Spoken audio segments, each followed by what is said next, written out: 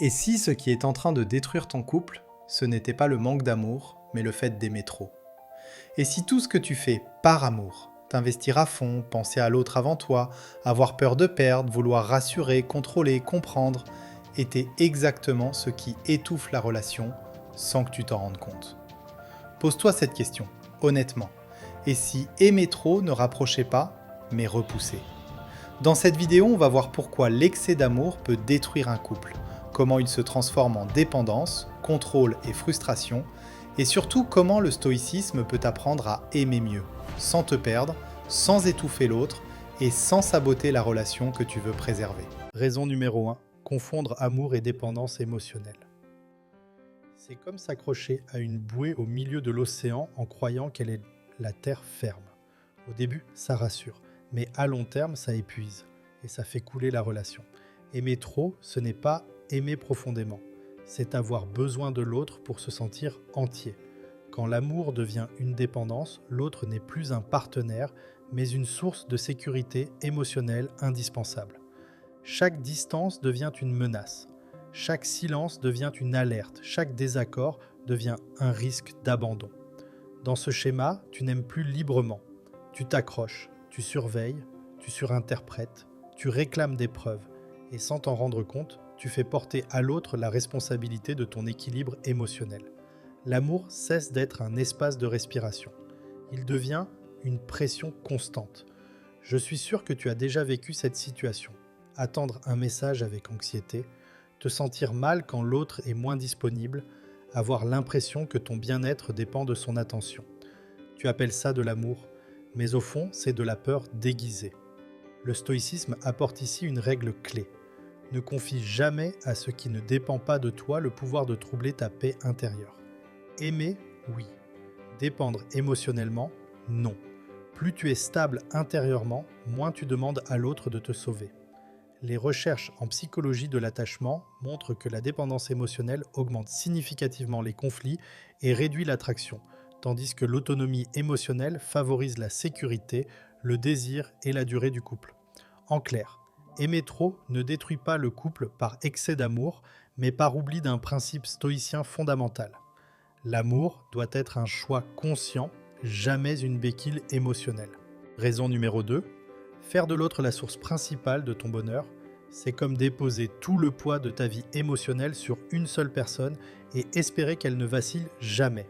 Au début, ça crée une fusion rassurante, mais très vite, ça devient écrasant, pour elle comme pour toi. Quand tu fais de l'autre la source principale de ton bonheur, tu lui confies une mission impossible, te combler, te rassurer, te stabiliser, te donner un sens. L'amour n'est plus un partage, il devient une responsabilité. Et bon, aucune relation ne survit longtemps à ce niveau de pression. Dans ce schéma, chaque changement de comportement de l'autre a un impact direct sur ton état intérieur. S'il est distant, tu vas mal. S'il est fatigué, tu te sens rejeté. S'il est occupé, tu te sens oublié. Tu ne vis plus ta vie émotionnelle, tu la subis à travers la sienne. Je suis sûr que tu as déjà vécu cette situation. Te lever de bonne humeur après un message, te sentir vidé après un silence, avoir l'impression que ta journée dépend entièrement de l'attention que tu reçois. Ce n'est pas de l'amour profond, c'est un déséquilibre. Le stoïcisme est clair sur ce point. Ce qui dépend d'autrui ne peut jamais être la base de ta sérénité. Ton bonheur doit venir de ce que tu maîtrises. Tes actions, tes valeurs, ton attitude face aux événements. L'autre peut enrichir ta vie, mais ne doit jamais en être le pilier unique.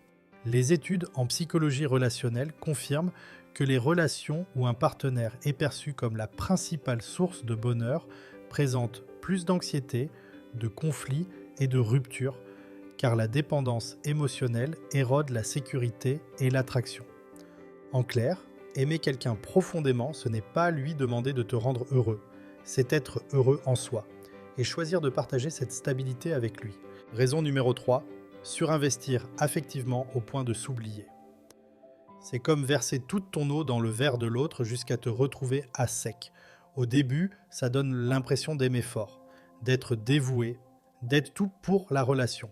Mais à la fin, il ne reste plus rien de toi. Surinvestir affectivement, c'est dire oui quand tu penses non. C'est t'adapter en permanence pour ne pas déranger. c'est mettre tes besoins, tes limites, tes envies au second plan pour maintenir le lien. Peu à peu, tu t'effaces. Et paradoxalement, l'attraction s'éteint. Une relation saine repose sur deux individus entiers, pas sur un sacrifice silencieux. Quand tu t'oublies, tu crées un déséquilibre. L'autre devient central, toi secondaire. Et ce déséquilibre finit par générer frustration, fatigue émotionnelle et ressentiment. Je suis sûr que tu as déjà vécu cette situation. Donner plus que tu ne reçois, faire des efforts constants sans retour équivalent. Espérer que l'autre remarque ton investissement, mais te sentir de plus en plus invisible. Ce n'est pas que tu aimes trop, c'est que tu t'abandonnes trop. Le stoïcisme rappelle une règle fondamentale. Ne sacrifie jamais ce qui dépend de toi pour ce qui dépend de l'autre. Tes valeurs, ton respect de toi, ton équilibre intérieur doivent rester non négociables. Aimer ne signifie pas disparaître. Les études en psychologie relationnelle montrent que le surinvestissement unilatéral est l'un des plus grands facteurs d'épuisement émotionnel et de perte d'attraction dans le couple.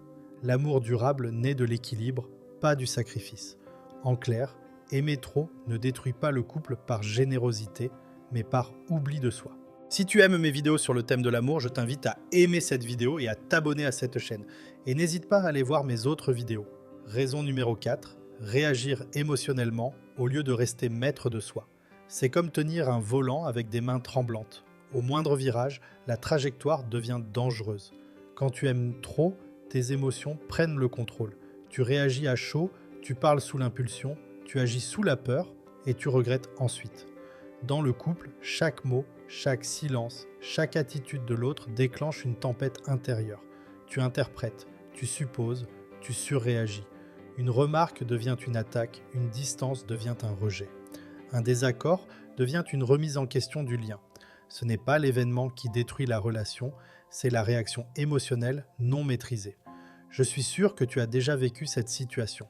Dire quelque chose que tu ne pensais pas vraiment, envoyer un message sous l'émotion, créer un conflit qui aurait pu être évité si tu avais pris du recul.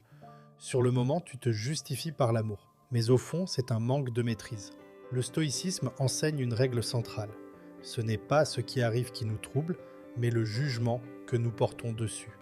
Entre le stimulus et ta réponse, il y a un espace. Et dans cet espace se trouve ton pouvoir. Rester maître de soi, ce n'est pas refouler ses émotions, c'est choisir quand et comment les exprimer. Les recherches en psychologie montrent que les couples capables de réguler leurs émotions ont significativement moins de conflits destructeurs et une meilleure stabilité à long terme. La maîtrise émotionnelle renforce le respect, la confiance et l'attraction. En clair, aimer trop, ce n'est pas ressentir trop, c'est réagir sans recul. Et le stoïcisme rappelle une vérité simple. L'amour a besoin de cœur, mais aussi de maîtrise. Raison numéro 5, chercher à contrôler l'autre par peur de le perdre. C'est comme serrer trop fort quelque chose de fragile. Plus tu t'agrippes, plus tu risques de le briser.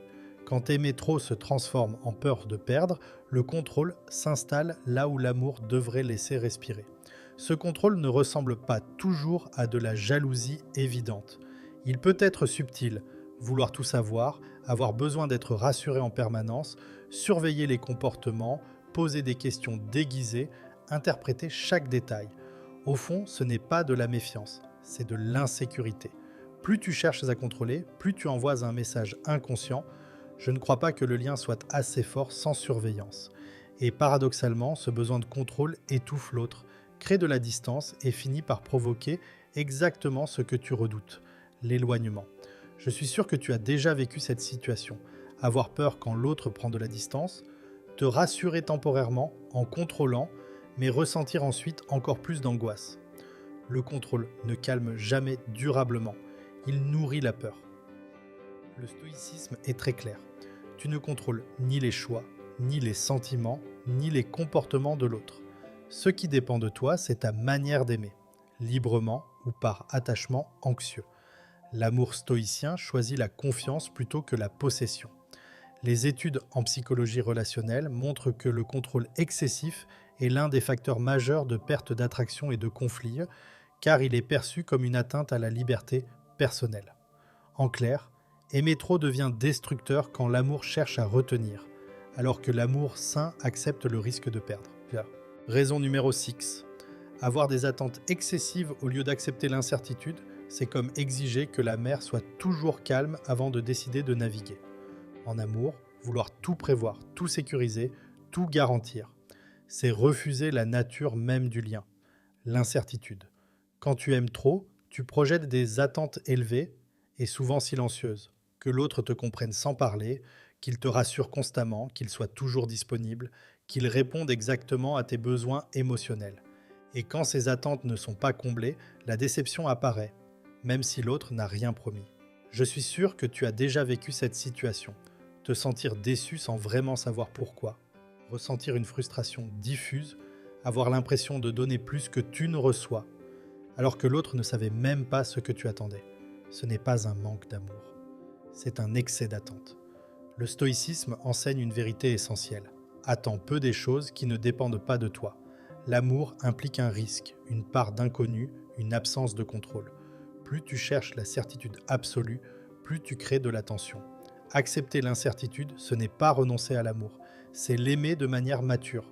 Les études en psychologie relationnelle montrent que les attentes irréalistes sont fortement corrélées à l'insatisfaction conjugale, tandis que l'acceptation et la flexibilité émotionnelle favorisent la stabilité du couple. En clair, aimer trop détruit le couple quand l'amour devient une exigence de sécurité totale. Le stoïcisme rappelle alors une règle simple. Aime pleinement, sans exiger de garantie.